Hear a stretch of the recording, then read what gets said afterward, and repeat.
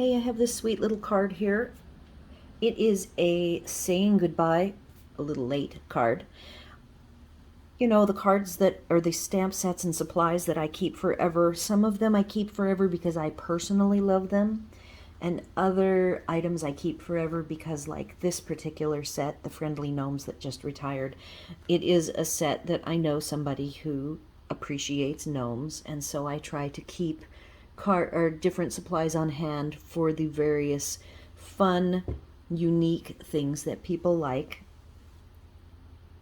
In this particular case, I brought out the Friendly Gnomes because this person's birthday is in June. So I grabbed them. I have not purchased the new Stampin' Up! Colored pencil set assortment. And so I have on my desk a set of, or a brand of colored pencils that I have been exploring for my coloring channel, and I was curious how these pencils would work on the basic white, which is a very slick, smooth surface. So that's what started the exercise with these bright colors. Then, because I have been clearing out all of my retired items to get them ready to sell, I got to paw through everything I had. This is Rainbows and Sunshine paper. And the colors, I did not actually look at this paper and color the gnome and the mushroom to match. It just happens to coordinate really well. And Wishing You All the Wishes is from Best Day, which I really loved the cake as well as the sentiments. I have the diorama dies. I haven't even attached this yet so that I could show you that in the back here I took fabulous frames and I took a diorama die. I played around with the idea of having it be a picture frame, but you'll notice that in the end I took the gnome and the mushroom and I moved them off the edges to make it look less like a picture frame scene.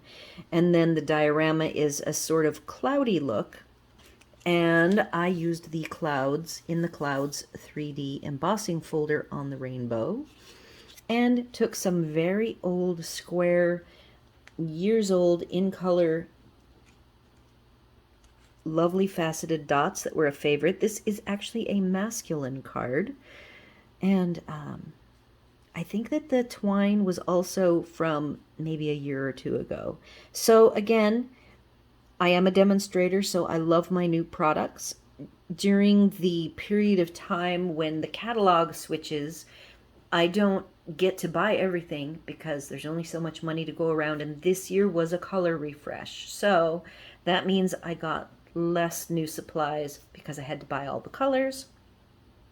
So you're probably going to see some oldies come out to play, and I just want to give them a little love, let you guys know that these supplies are out there, probably in your stash. If not, there is a big secondary market that people, because of the value of the top stamp brands, I would say, there is a very large market for people to swap around their supplies, and these supplies last forever.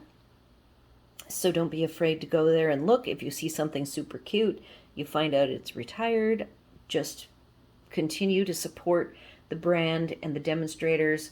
A lot of demonstrators like me sell the used products, or the retired products as used products because we use them in classes and in videos. And so by buying from demonstrators, you are supporting us. So I just wanted to put out that little shameless plug with this card, and I was so proud of it. I liked how the pencils, as a rule, worked. I will be doing a video on them specifically over on my other channel. I do want to point out the hair technique. I didn't spend a lot of time on his beard, but using to get the feeling of hair and strands, I do sharpen my pencils super sharp and do little bitty lines. You can do these very nicely with the Stampin' Up! Watercolor pencils dry. They're a little bit chalkier, I guess, in a dry pigment way, where these pencils have a more wax built into them so that they kind of smush together and the color all blends nicely, a little bit easier. But then if you look over at the mushroom has a more smooth finish, but a little bit in vertical lines because of the way the stem would grow. And then the top I made in small circles. So think about when you're using colored pencils or even the blends, use the hand motion that most closely depicts the surface of what it is you are trying to color. So those are my coloring tips for the day. And I was very happy with how the colors came out. I would say that his hat came out really, really green. I'm very pleased with how bright that color was. Anyhow, if you have any questions, comments, or concerns, I believe the only things that you're going to find available that I will have on the supplies list are the Night of Navy cardstock and the basic white cardstock. That's pretty much it. You've got dimensionals and some either adhesive. I also will say that on the friendly gnomes, they are very nicely cut because of the Brother Fussy Cutter, because I don't fussy cut well. Sometimes I do, but in this case I wanted to have it look nicer than what I was going to be able to do and deal with the pebbles in here. So that's what a nice electronic fussy cutter can do for you. Anyhow, do all the YouTube things, like, share, and subscribe. Leave all your comments.